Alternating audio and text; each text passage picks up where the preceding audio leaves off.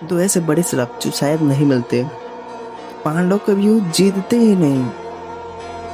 स्वयं नारायण अवतार श्री कृष्ण और अंजनी पुत्र जो कि रथ पे विराजमान थे वो भी कुछ नहीं कर पाते। तो आज हम जानेंगे उन दो बड़े श्राप के बारे में। सूर्यपुत्र कर्ण को बस पहला श्राप इस वजह से मिला था कि वो अपने गुरु के विश्राम में कोई विघ्न न आने देना चाहते थे। जब एक कीड़ा काटता है तो वहाँ से बहुत ज़्यादा रक्त निकलता है। उस समय गुरु परशुराम सूर्यपुत्र कर्ण के गोद में अपने सिर को रखकर सोए हुए थे और सूर्यपुत्र कर्ण नहीं चाहता था कि उनके विश्राम निद्रा में कोई विघ्न खलल दिक्कत उत्पन्न हो, इस वजह से वो नहीं हिलते हैं। तभी बहुत ज़्यादा रक्त निकलने की वजह से गुरु परशुराम का विश्राम भंग होता है और वो उठते हैं और देखते हैं कि इतना ज़्यादा रक्त और इतना पीड़ा में भी कर्ण नहीं चाहता था कि उसके गुरु के विश्राम में कोई दिक्कत हो, इस वजह से वो नहीं उठता है।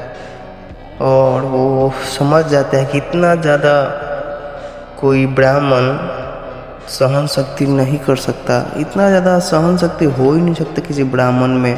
तभी वो सवाल पूछता है कि आखिर तुम कौन हो कर्ण। तो वो जवाब देते हैं कि मैं कोई ब्राह्मण पुत्र नहीं, मैं एक शूद्र पुत्र हूँ।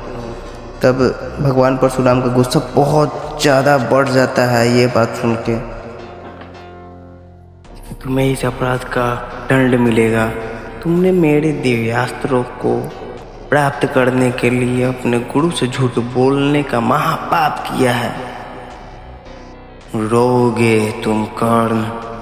अब तुम अपने गुरु से श्राप भी लेते जाओ। मैं जगदम्बिनी पुत्र परशुराम तुम्हें श्राप देता हूँ कि मेरे द्वारा दिए गए दिव्यास्त्रों का तुम उपयोग नहीं कर पाओगे। जिस समय तुम्हें इन दिव्यास्त्रों की सबसे अधिक आवश्यकता होगी उस समय तुम इसके अनुसंधान की विधि भूल जाओगे। कर्ण, मेरे द्वारा दिए गए दिव्यास्त्रों का आवाहन नहीं कर पाओगे। ये मेरा श्राप है।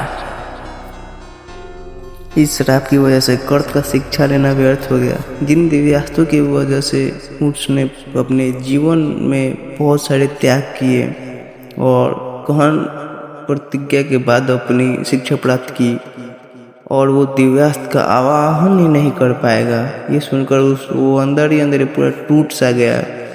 उसे अपने जन्म पे उसका मानना था कि क्या जन्म से अधिकार सिद्ध होता है, ब्राह्मण ही वेद पाठ कर सकते हैं और क्षत्रिय ही धनुष बाण चला सकते हैं। क्या कोई शूद्र पुत्र में सामर्थ्य होने के बावजूद भी वो ये नहीं कर सकता।